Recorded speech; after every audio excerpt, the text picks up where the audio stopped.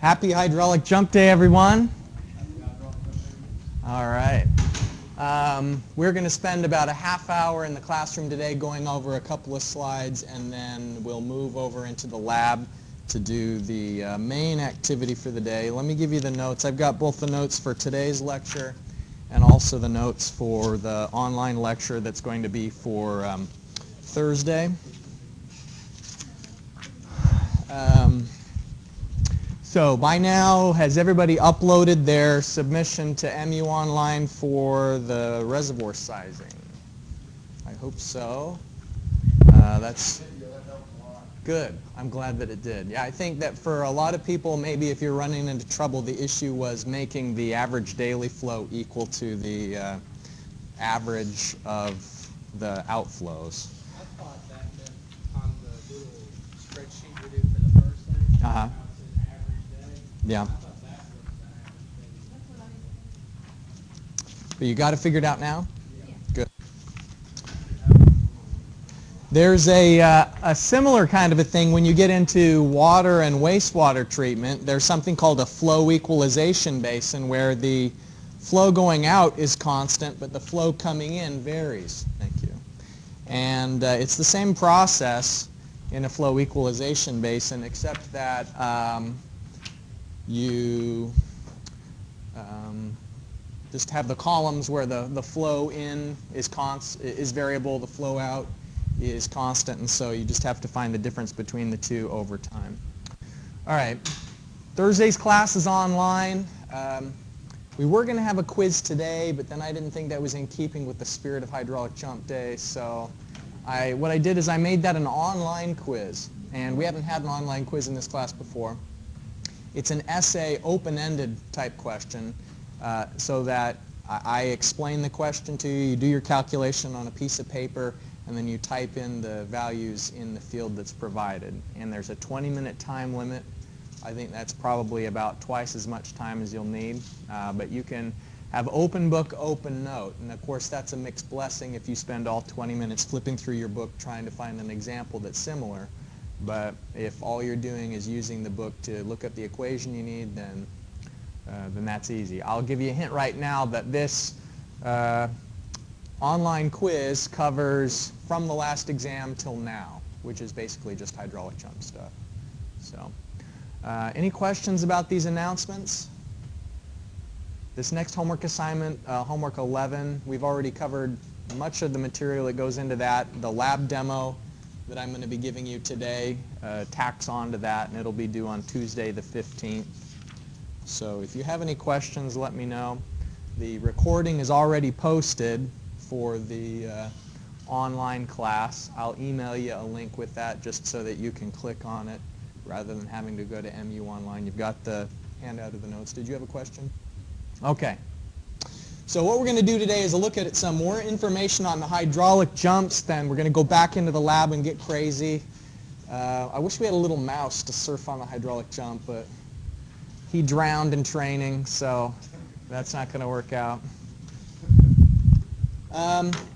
Last time we already talked about the hydraulic jump a little bit and the Bellinger momentum equation that allows you to calculate the sequent depth downstream. And in fact, I introduced the idea of the energy loss in a hydraulic jump, where the delta E has units of meters. And another way of visualizing how much energy is lost is this diagram that's presented in the text.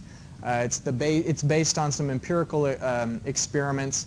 And on the horizontal axis is the Froude number upstream. So this is the Froude number during the supercritical flow. And then on the vertical axis on the left side, you can see it's the energy loss as a function of the energy that was upstream before the jump. And so when you have relatively low Froude number, you may have only 10% of the energy lost through the jump because there's not very much turbulence. But then as the Froude number increases, so does the fraction of the energy that's lost into the hydraulic jump. In our case, we can't get one of these really crazy hydraulic jumps with a super high Froude number because we're limited in the headwater that can go through the underflow gate. You know, the water surface can't get any higher than the sides that's there to contain it. So I think the maximum jump that we'll be able to see today is one that has an upstream Froude number of if I remember correctly, we may be able to get up to around 8 or so. And in the Froude number 8 jump, you can lose up to 60% of the energy that was initially present as you go through the jump. Now, the location of the jump varies depending on the capacity of the channel downstream of the jump. And this is kind of a complicated concept that's going to take a few minutes for us to think about. Starting with the ideal case. The ideal case is that the hydraulic jump has a rating curve that's right on top of the tailwater rating curve. And I guess I should point out, as is indicated in red here at the top, that we've got new variable definitions for a couple of the depths that we're going to be referring to in these diagrams.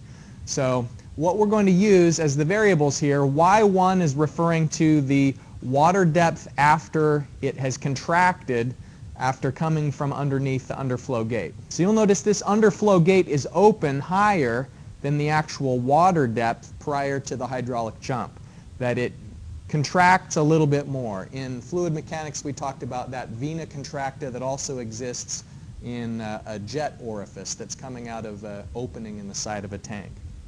So it gets a little bit more shallow, but in this case, the perfect ideal case, as soon as it contracts down to its upstream sequent depth, it immediately jumps up to the downstream sequent depth, and that also happens to correspond to the normal depth of the channel downstream.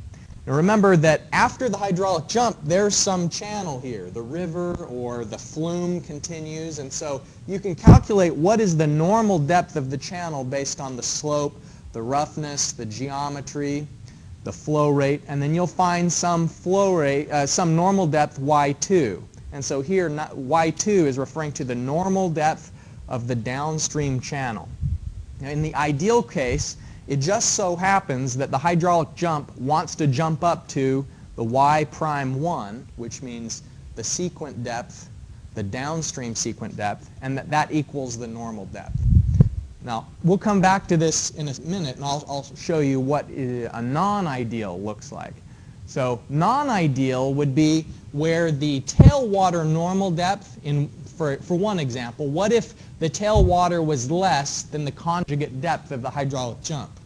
Well, if that was the case, this dashed line indicates where the hydraulic jump would ordinarily want to jump up to, just based on this contracted depth right here. But it can't jump up to this depth because there's no water to meet it up at this height. Because of the channel geometry and the roughness and the flow rate, in this instance, the normal depth, y2, that's shown is less than the hydraulic jump would like to jump up to at first. You know, it contracted down to some relatively shallow depth here, and it wants to jump up all the way here. But the normal depth isn't there to meet it, and the hydraulic jump can only occur if the downstream depth is there to meet it. And so what it has to do is the water has to gradually increase in depth. Now, in general, hydraulic jump is RVF, rapidly varying flow. And that's when it suddenly changes from one depth to another. But this gradual transition here, gradually varying flow, GVF, it's gradually getting deeper and deeper until finally what triggers it to jump here from this depth up to y2 is that finally the sequent of this depth equals the normal depth that happens to exist in the channel.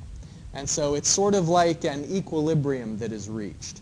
The hydraulic jump needs to occur because we've got supercritical flow where supercritical flow shouldn't be existing. Because of the mild slope, we can't continue to tolerate supercritical flow along this section. So there has to be a jump, but it can't happen yet because if it happened here, it would be required to jump up to a depth that simply isn't there to be matched based on the downstream depths that's available from the normal depth. So it gradually increases until finally this depth does match up with the natural normal depth that's downstream.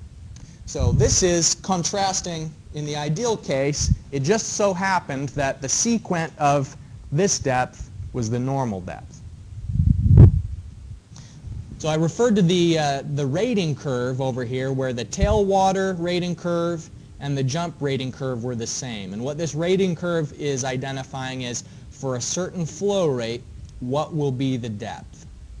And in this first non-ideal case that we looked at, the jump rating curve is above the tailwater rating curve. And so what that means is that for a certain flow rate, if you go up for a certain flow rate, the tailwater depth is less than the jump depth. So that means that we have to go further downstream until we reach a point where there's a different jump depth available for the hydraulic jump to go up to. When you have a really shallow depth, there will be a really deep sequent. But as the depth gets larger, as you get closer to the critical depth, the sequent is closer to this critical depth.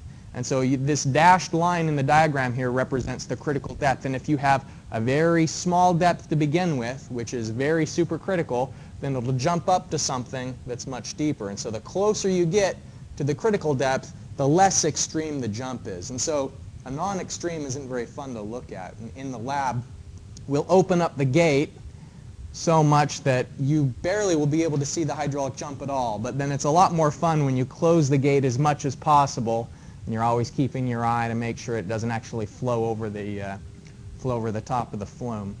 But in this case, the key thing to keep in mind is that if the tailwater normal depth is less than the conjugate depth that would ordinarily exist because of how closed this gate is, then the jump has to move downstream.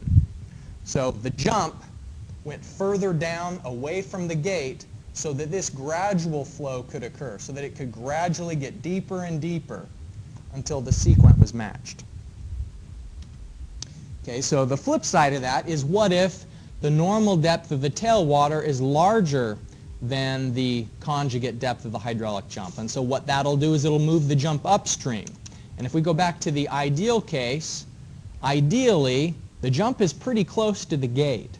So if it gets any closer to the gate, the jump may actually flood this supercritical section. And that's exactly what's happening here in this other case, where we have a normal depth that's deeper than what the jump actually wants to get up to. And so this extra water is sort of, in essence, it's flooding the hydraulic jump, and you can hardly see it at all. And so if we look at it in terms of the rating curve here, the tailwater rating curve, you can think of it as being less efficient, the fact that it's above the jump curve. The jump curve, in terms of, when I describe it in terms of efficiency, it's that you don't need to have very much depth to pass a certain amount of flow rate in the jump. But then the tailwater, maybe because the slope is really shallow, or it could be that this is very rough material, for whatever reason, it has a really high depth relative to the flow rate that's going through. And so that caused the jump to run towards the gate. And so today what we're going to play around with is the slope of the channel, and you'll be able to move the location of the jump by changing the slope of the channel. And when you change the slope of the channel, what you're really doing is you're changing the normal depth of the water downstream of the jump. So if you make the slope steeper, then what you'll do is you'll decrease the normal depth, and that will cause the jump to go further away from the gate. And if you crank on the slope of the flume and you make it relatively shallow, what you're going to do is you're going to increase the depth of the tailwater, and as you increase the depth of the tailwater, then the jump will run towards the gate. So any questions about these two trends? It's the trend of the tailwater capacity and how that matches up with the sequent depth that you're looking for. And remember, the sequent depth curve, here's the momentum depth diagram that we looked at in a previous lecture. And so here's the critical depth, and the further away you get from critical depth, you're going to have a bigger jump. Look at the difference between these two sections of the momentum depth diagram. The further away you get from the critical depth, the more extreme the jump will be. But if your first depth is pretty close to the critical depth, then the jump isn't going to be very big. So we like these big jumps because they're more interesting to look at. And they dissipate a lot of energy when that's what you're going for. Oftentimes, hydraulic jumps are used as a tool to dissipate energy. Okay, so these are a couple of different jump types that I hope we'll be able to observe in the lab today. The first of these is an undulate jump, and it's so gradual that you almost can't even tell that it exists. It's when a Froude number is between 1 and 1.7, and really the only way that you know it's there is either through measurements or just that there are some ripples at the surface that seem a little bit unusual. Slightly ruffled water surface. A thing to pay attention to as we go through these slides is look at the arrows. And often what we're going to be seeking as an objective is a jump that doesn't have a lot of these velocity vectors down towards the bottom of the channel. Because if the velocity vectors are down towards the bottom of the channel, that can induce scour. And even if it is an armored and concrete lined channel with reinforcement, over the long term, the scour can cause damage to the channel.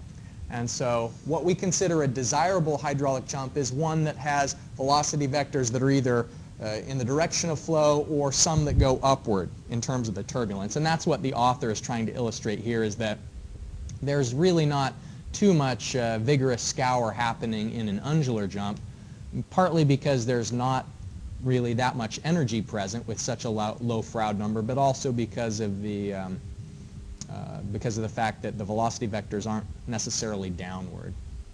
Okay, a weak jump, you can start to see rollers that weren't present in the undular jump. That is, that there is a velocity vector that goes actually against the direction of flow with this circular pattern at the water surface. And this is to where you're about the ratio of the downstream depth to the upstream depth of between 2 and 3.1. So it's definitely noticeable now when you've got the downstream depth being double or triple the depth that was upstream.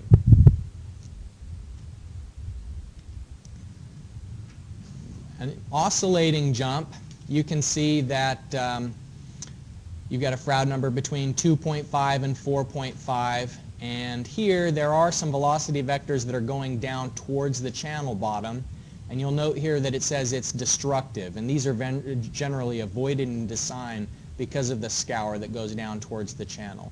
And the other thing about it being oscillating is that the water surface is not stable, so it's really difficult to take a good measurement of an oscillating jump because you'll be putting this needle down that's zeroed against the channel bottom, and you're trying to find where is the water surface, and the water level is going up and down. There's almost like a wave or oscillation there that makes it difficult to measure. So stable jump is really the most advantageous and what we'll be looking for in the lab today. I've got it set up. I hope that we've got a stable jump for the first condition that we'll look at. The ratio of the depths is pretty substantial, between 6 and 12 times the depth downstream as there is upstream. And you'll note that the rollers here, there's a lot of vigorous mixing and turbulence in the vicinity of the jump, but then after the jump starts, the water level is pretty constant. Unlike with the oscillating jump, it continues to have these ripples, and you're never quite sure where the jump ends because of the oscillation, that the patterns that are there with the oscillation. This is what a hydraulic designer would select for trying to dissipate energy, because in the large depth ratio, you're expending a lot of energy. If you have to get rid of it, maybe coming out of an underflow gate or coming off the top of a spillway. But it's not too damaging to any of the structures that are in place to help with the dissipation. And then beyond the stable jump is a strong jump. And we won't be able to see a strong jump because, as I mentioned, it's tough for us to get enough water depth to cause a really high velocity coming from under the gate.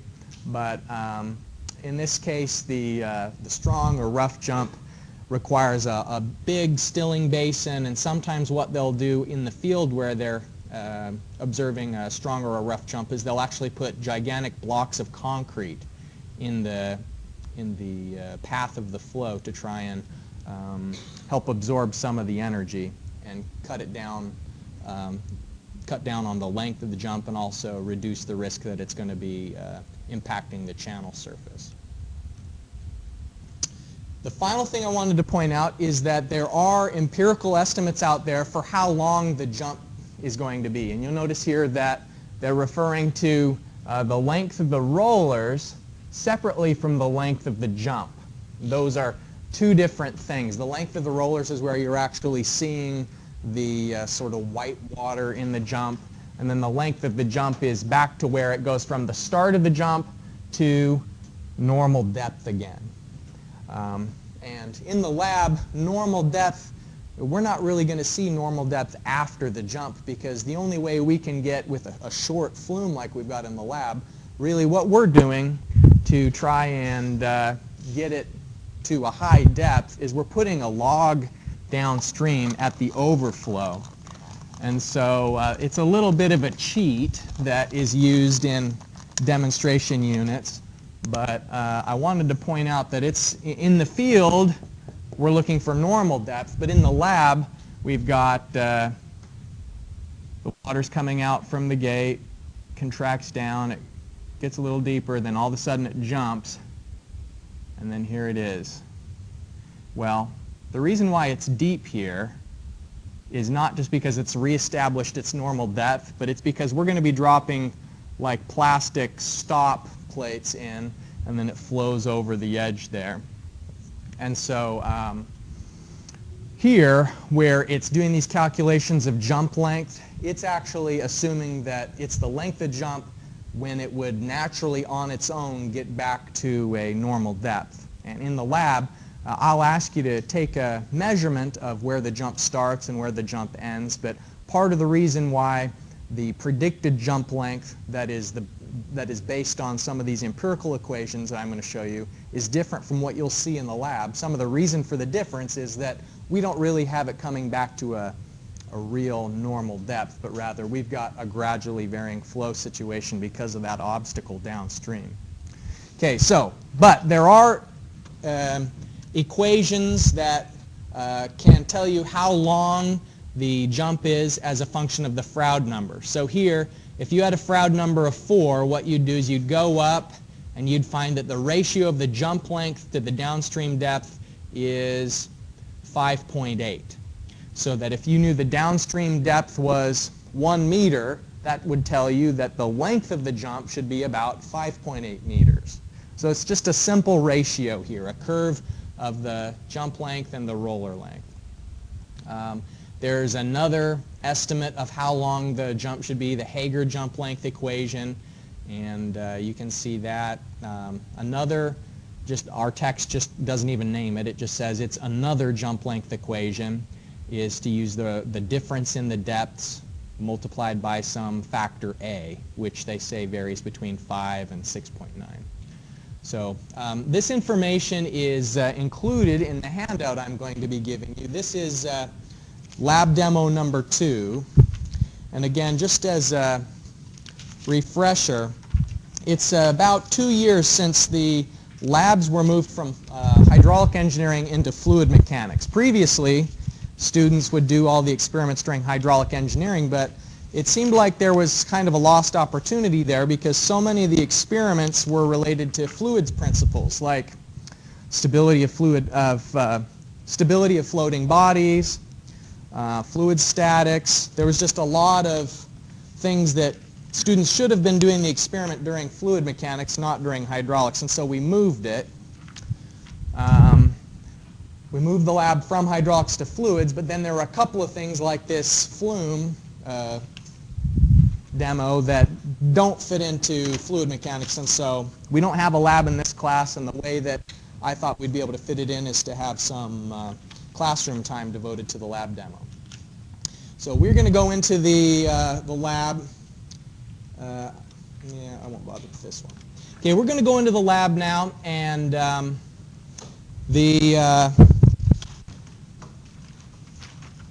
the handout I've given you identifies 2 activities. The first is with the stable jump, which I've got it set already to gather the information for the stable jump. And then activity 2, you don't collect any information. It's just to play around with the slope so that you can see different types of jumps. I've got a cake that I'm going to be taking in and some ice cream, so I'll need some help cutting up the cake and serving out the ice cream. I've got speakers in there so you can plug in your iPhone and play the appropriate music. Now's the time to don the headgear as you approach the hydraulic jump. So just some final last announcements here just to make sure we're all on the same page what's going on since we won't have class together on Thursday. Remember that I'll email you that link, or you can just, if you want to get to it right soon, it's in the folder for MU Online. And then also don't forget to take that quiz by Saturday night at 11:30. So that can be your Saturday night date with the online quiz. Open book, open note, but work it individually. All right, so I'll meet you in the lab.